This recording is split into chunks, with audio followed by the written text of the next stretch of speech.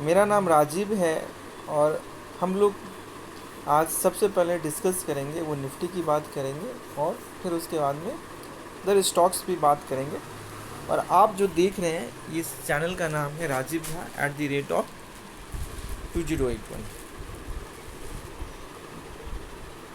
तो सबसे पहला चीज़ मेरा ये है कि आज मार्केट ने किया क्या और उसके बाद में फिर कल के लेवल की हम बात करेंगे।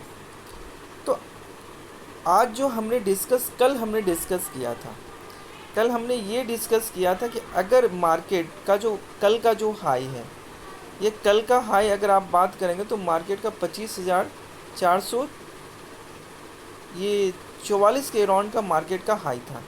तो मार्केट अगर इस लेवल के ऊपर अगर सस्टेन करता तो हमने कहा था कि मार्केट 25,580 और 500-600 के लिए जा सकता है। नहीं तो मैंने ये कहा था कि मार्केट एक बार जो प्रीवियस डे का कल का जो लो है उस लो में मार्केट आने की कोशिश करेगा। तो प्रीवियस डे की लो की अगर हम बात करते हैं तो प्रीवियस डे का लो जो मार्केट का था वो यही लो था, मतलब 25,434 का। आप ये बोल सकते हो कि यहाँ पे एक जोन है 25,420 के लेवल से लेकर के 430 के अराउंड का जो एक सपोर्ट जोन था, तो वहीं पे मार्केट आया। और अगर मार्केट इस लेवल को अगर ब्रीच करता तो फिर अगला जो इसका सपोर्ट लेवल जो बनता वो लेवल बनेगा, वो आपका ये बनेगा 25,340 के अराउंड का लेवल। तो मार्केट बस एक झटका के लिए आया था, 25,420 के लेवल पे आया था और इसकी जो क्लोजिंग हुई है वो 25,480 के अराउंड में क्लोजिंग हुई है। अब कल की हम बात करें कि कल के लिए हम लेवल निकालेंगे तो यहाँ पे दो बातें होंगी। अगर मार्केट अभी जैसे मैं यूएस मार्केट देख रहा था तो अभी मतलब माइल्ड पॉजिटिव है, तो यहाँ पे हम ये भी देख सकते हैं कि कल को मार्केट पॉजिटिव भी हो सकता है और निगेटिव भी हो सकता है। तो हमें दोनों लेवल निकालना होगा। तो सबसे पहले अगर हम सपोर्ट की बात करते हैं तो 25,420 का क्या होगा, सपोर्ट होगा।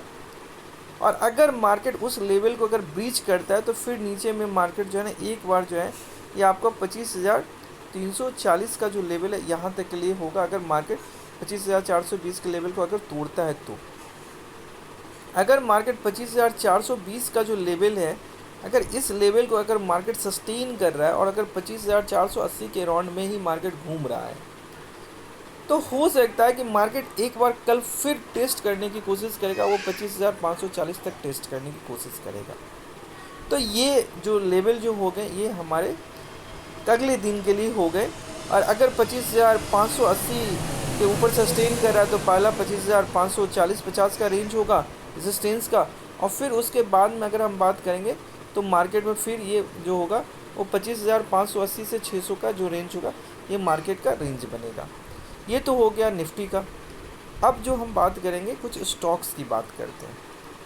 उस स्टॉक्स में जैसे मैंने कल जिक्र किया था कि आप टीवीएस मोटर को देख सकते हैं, महिंद्रा एंड महिंद्रा को देख सकते हैं और आप चाहें तो अल्ट्राटेक सीमेंट को देख सकते हैं।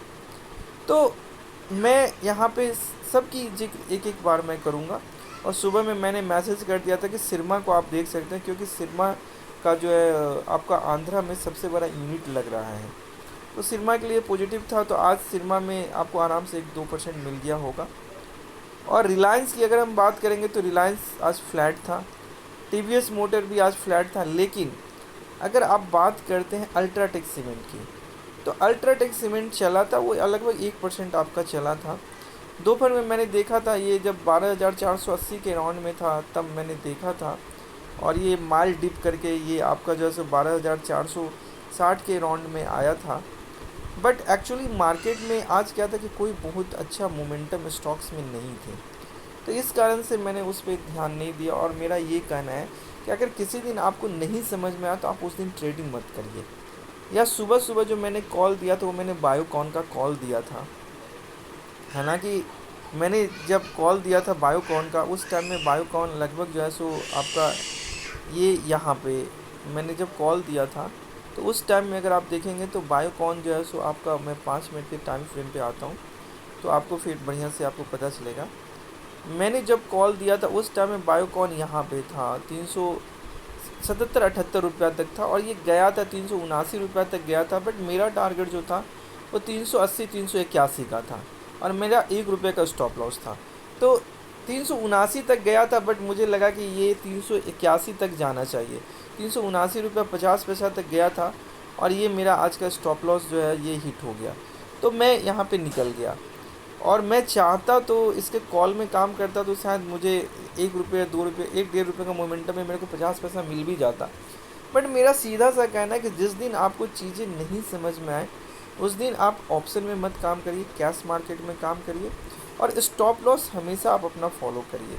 और अगर आप रॉन्ग हो गए तो उस स्टॉप लॉस को हिट हो गया तो आप मार्केट में निकल जाइए। और आज ट्रेडिंग करना रोज़ कोई ज़रूरी नहीं है कि उस दिन के लॉस को सेम ही डे कवर किया जाए। अब आपने आज रिसर्च किया तो आप कल के लिए भी मतलब काम कर सकते हैं। या जैसे मैं आपको एक तरीका और समझा देता हूँ, जैसे आप देखोगे तो यूनियन बैंक का निगेटिव न्यूज़ था। अब ये न्यूज़ निगेटिव क्यों था ये मैं नहीं कर सकता हूँ, क्योंकि मुझे नहीं पता था, बट मैंने जब देखा था तो ये आपका निगेटिव था। तो अब मैं आपको यहाँ पे एक छोटी सी ट्रेडिंग की स्ट्रैटेजी बस मैं आपको समझा देता हूँ, ये आपको समझ में आ जाएगा। और बहुत ही आसान स्ट्रैटेजी है, इसके लिए कोई बहुत ज़्यादा आपको मतलब परेशान होने की ज़रूरत नहीं है। जैसे मेरा सीधा सा कहना ये था कि अगर मान के चलिए कि जैसे ये निगेटिव खुला, आप इसको आराम से छोड़ दीजिए। एक बार मार्केट जो है ना ये 50 की ईएमए तक जाएगा, आराम से 50 ईएमए तक जाने दे। कितनी बार होता है कि मार्केट 20 ईएमए से ही नीचे हो जाता है, बट इस ढंग के स्टॉक्स में मैं रिस्क नहीं लेता। तो मैं 50 ईएमए तक वेट करता हूँ 5 मिनट में, और 5 मिनट में जब ये 50 ईएमए के पास में जाएगा तब मैं एक छोटा सा स्टॉप लॉस लगा करके मैं यहाँ पे सेल करूँगा, और मेरा टारगेट 0.5% का रहेगा। और ये 0.5% इसने दिया है। आप देखोगे 144 रुपया 70 पैसा तक गया था, और ये नीचे में जो है सो ये आपका 144 रुपया आया, तो 0.5% आपको मिला। तो आप ये चाहो तो कर सकते हो। और बाकी अभी मुझे ऐसा लग रहा है कि अभी मार्केट एक रेंज में चलने की कोशिश कर रहा है। तो अगर निफ्टी अगर चलेगा तो निफ्टी चलेगा, तो फिर आपको टीवीएस मोटर भी चलेंगे, आपको महिंद्रा एंड महिंद्रा भी चलेगा। हो सकता है आज अल्ट्राटेक चला है तो आज अल्ट्राटेक नहीं चले कल को, तो आप इस स्टॉक पे नज़र रख सकते हो। That's all, thank you.